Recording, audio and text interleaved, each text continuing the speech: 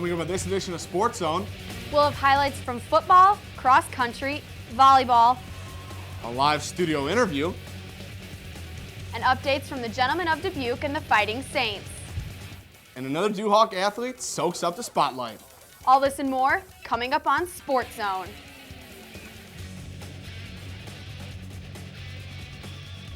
Welcome to Sports Zone. We have a jam-packed episode for you tonight. The men's and women's soccer teams and the volleyball team are gearing up for their conference tournaments. We have all the previews right here, but first, let's start with some football. Loras went on the road for the final game of the season against the Cohawks. Loras makes the Cohawks to punt early, but Nick Lloyd can't handle it. Recovered by the Cohawks.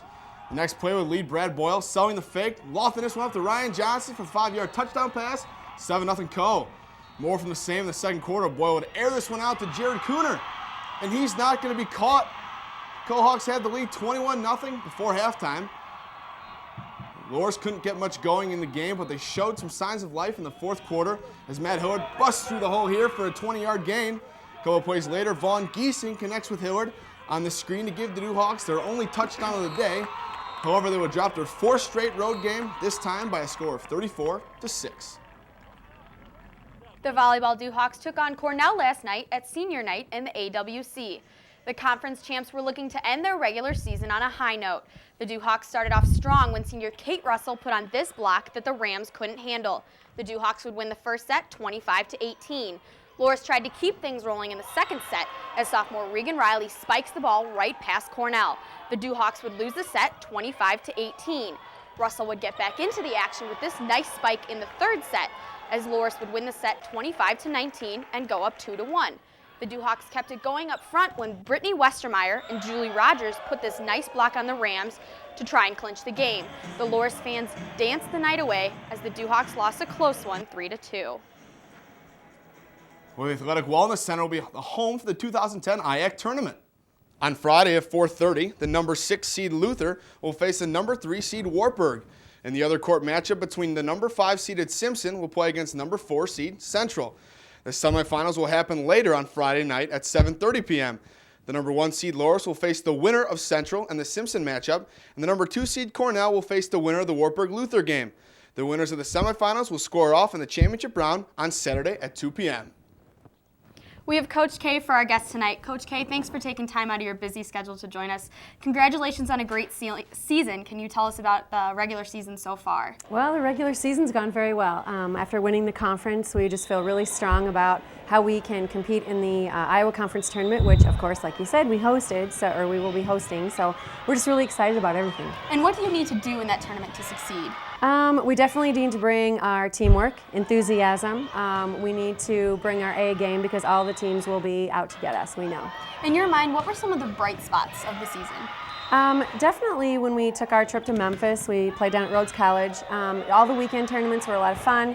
We also had some great learning opportunities against some really strong competition. And of course, the conference matches were awesome, going 7-1. Thanks. Good luck in the tournament. Thanks so much, Coach.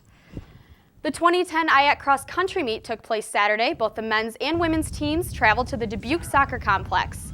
Katie Hemseth finished 13th overall to lead the women with a time of 23 minutes and 45 seconds.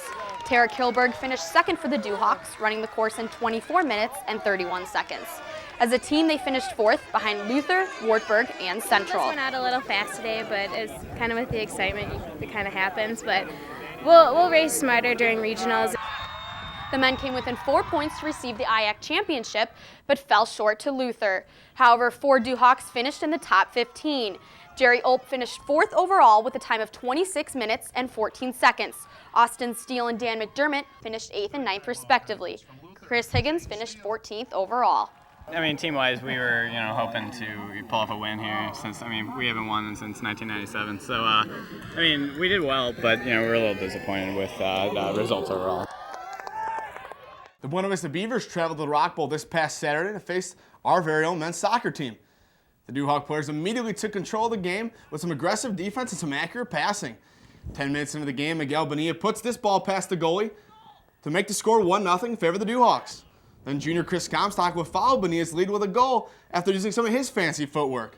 And less than 2 minutes later, Bonilla will steal this one, kick it right past the goalie as he attempts to save, but it was not to be. You know, we had that 15-minute span in the first half. We got 3 goals. I mean, I thought that was some of our best soccer offensively in a long time. So it was good to put some pieces together there going into the conference tournament. The men would wind up winning this one 4-0. The Rock Bowl will be the host of the men's conference tournament. The Duhawks' first game will take place on Friday at 4:30 p.m. Loras holds the number 2 seed, and they will face crosstown rival, the number 3 seed, UD Spartans. The other game of the tournament pits number 1 seed Wartburg against number 4 seed Central. They play at 7 p.m. The winners on Friday will play each other in the championship game on Saturday at 7 p.m. The men's soccer team started off very slow this season, but has picked up the pace. I took a look at how these men wrote the ship and put themselves in prime position to win the IAC tournament.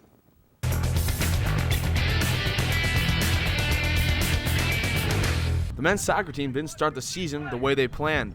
Going 3-4 in their first 7 games, it wasn't looking good. However, late season surge has the Duhawks winning 10 of their previous 13 games. Coach Dan Rothard has figured out what went wrong. We struggled at the beginning of the year to find our identity a little bit. Graduating 10 guys last year didn't help the cause. We certainly battled through that, and recently, the last 3 weeks or so, we started to find some form. And these men have the experience that no other team in the conference has, because these seniors have had success in the past and will use this to their advantage. But there is one thing that has hurt these Duhawks all season, and it's something that needs to be corrected come tournament time.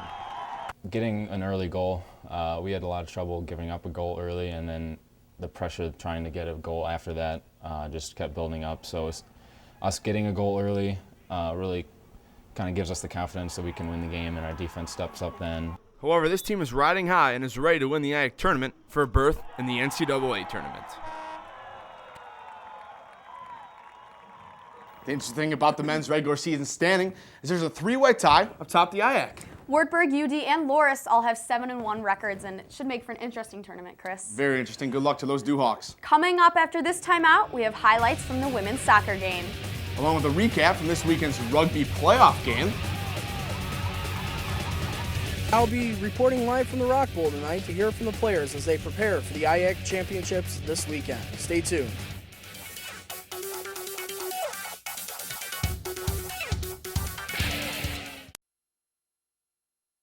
They said if I got drunk, I'd be one of the guys.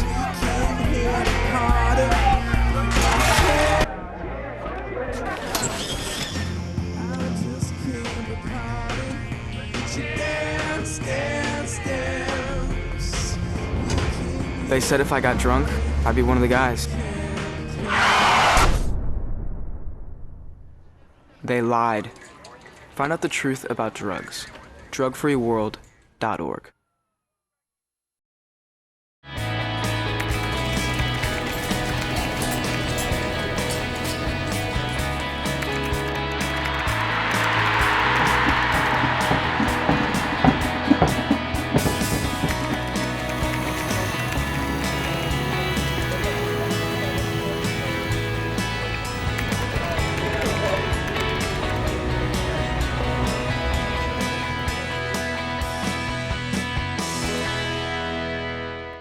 This Saturday, the women's soccer team faced Buena Vista. Senior goalkeeper Katie Chambers relaxed on Saturday because the Duhawks offense scored goal after goal after goal. The women's team had a lot of success with corner kicks against the Beavers. These kicks resulted in 3 out of the 8 goals for the Duhawks. Towards the end of the second half, freshman Lynn DeVries broke away from the defenders and slid the ball past the goalie to score her second goal on the season. We knew that they were going to sit back defensively just like their men did and make it a little bit challenging for us to score. So to get on the board early, and then we thought goals could come after that. So that's exactly what happened, and pleased with it. The Duhawks won 8-0 and ended their conference play undefeated.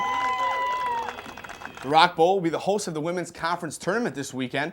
The Duhawks' first game will take place on Friday at 1:30. The number 1 seeded Duhawks will face the winner of tonight's matchup between the 5th seeded Cocohawks and the 4th seed Luther Norse. On the other side of the bracket, the number 2 seeded Wartburg Knights will score off against the number 3 seeded UD Spartans. The winners on Friday will play each other in the championship game at 4:30 p.m. We are going out live to the Rock Bowl to SportsZONE reporter Jim Napperstack. The Rock Bowl is hosting both the men and women's soccer conference tournaments. Jim has more from a couple of soccer players to tell us what to look for in this weekend's tournament. Jim? Thank you, Caitlin. I'm here tonight with senior All-American forward Miguel Bonilla. Miguel, even though the Dewhawks have a number 2 seed in this weekend's tournament, do you still feel that the Dewhawks have the target on their backs?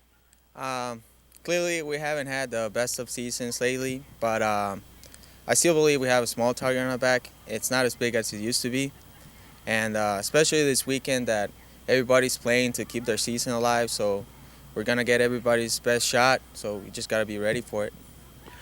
Miguel, what are some of the key things that your team and the Dewhawks need to do this weekend in order to take the tournament title and then get your automatic bid into the NCAA tournament? I think the main thing is to stay strong defensively, eliminate the mistakes we made during the season, and every shot we got, we need to capitalize. We need to be effective in front of goal, and I think that will be the best recipe for success this weekend. Thank you, Miguel.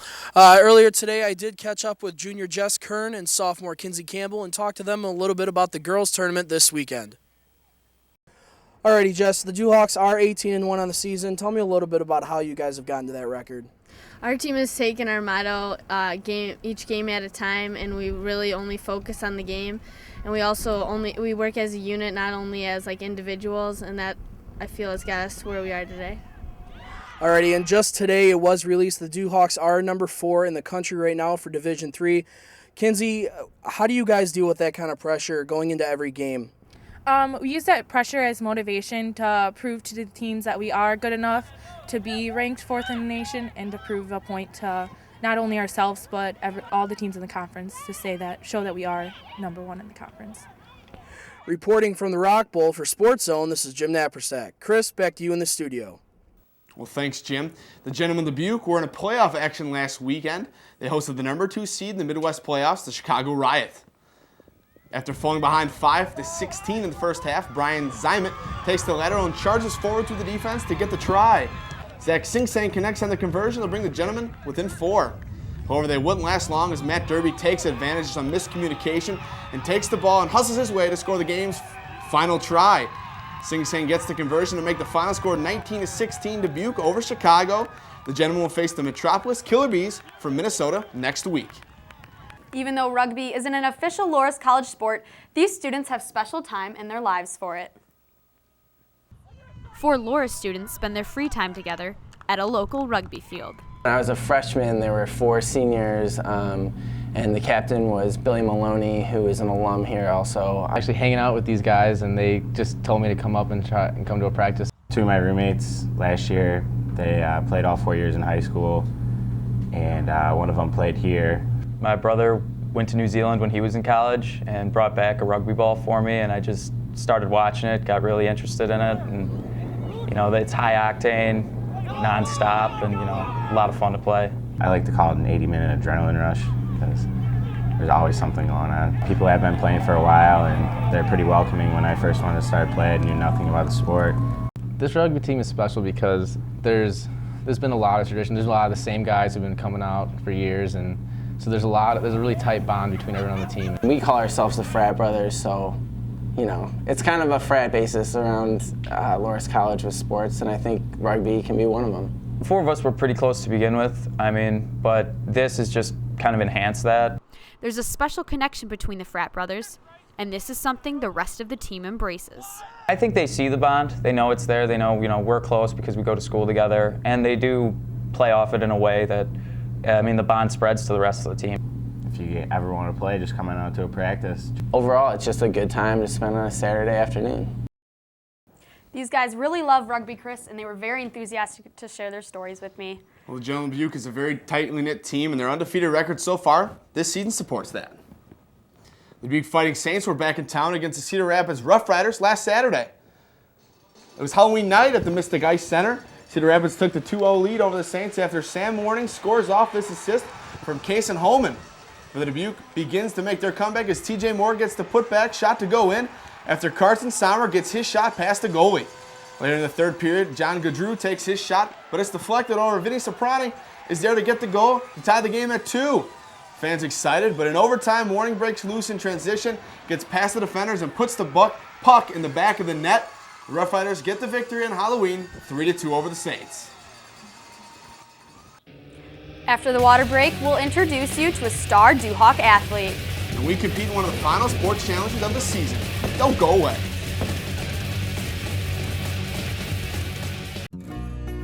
I find inspiration all around me, from those that push me to think and to grow, to move forward, because to stand still is to fall behind. That's not my plan. I'm just getting started. My life is just beginning. My major is inspiration. I'm on myduhawk.com. I'm on my Duhawk. I'm on myduhawk. I'm on my Duhawk. I'm on my Duhawk. I'm on my Duhawk. I'm on my Duhawk. I'm on my Duhawk. I'm on myduhawk.com. Are you? myduhawk.com. Delivering you Dubuque. The women's soccer team is gearing up for the IAC tournament this weekend. A huge reason the Duhawks go into the tournament as the #1 seed is junior forward Kate Young. Kate Young has had 8 game-winning goals this season and is very deserving to be this week's Duhawk Spotlight.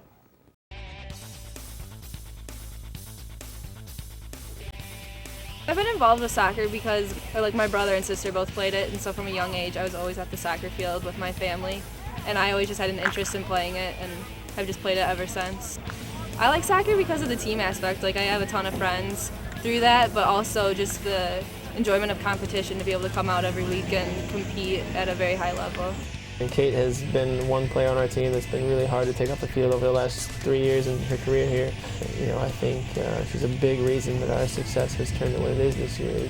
I think we just have really good team chemistry this year. It's a really big honor to be able to say that our team is that good, and just to be able to say that we play for a team that has only lost 1 game. Her expectations need to be to find the back of the net, and whether it's in practice or in games and things like that, and keep the confidence going.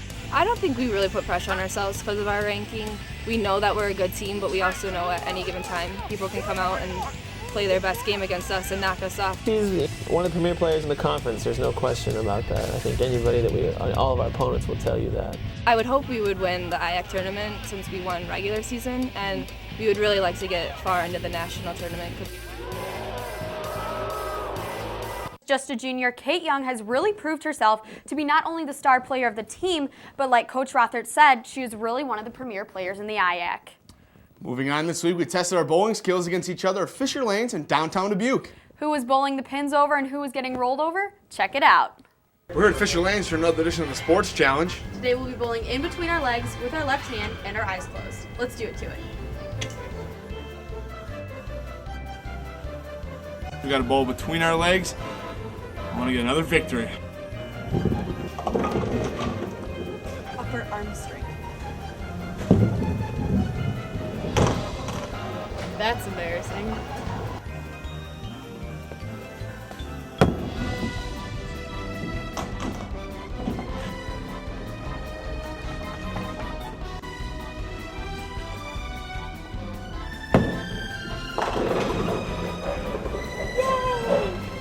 We have a 17-pin lead. I'm not comfortable with this lead right now. Hopefully I can add to it in the next challenge. Round 3, bowling with our eyes closed.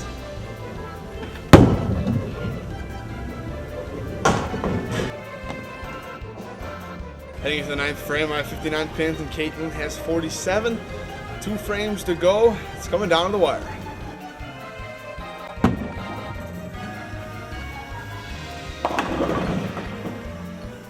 I lost yet another sports challenge. I'm 1-4 on the season. The final score was Chris 80 and me 67. I'm not the best bowler in the world, but today I got a victory and it feels good. Get my 4th victory. I'm looking for number 5 next time out. Back to us in the studio. We didn't compete against an actual bowler and I still lost. Better luck next time, Caitlin. Thanks for watching another episode of Sports Zone. Remember to visit myduhawk.com anytime and catch LCTV News next Wednesday night at 7 p.m. Catch us next time for the latest and greatest in Duhawk Athletics.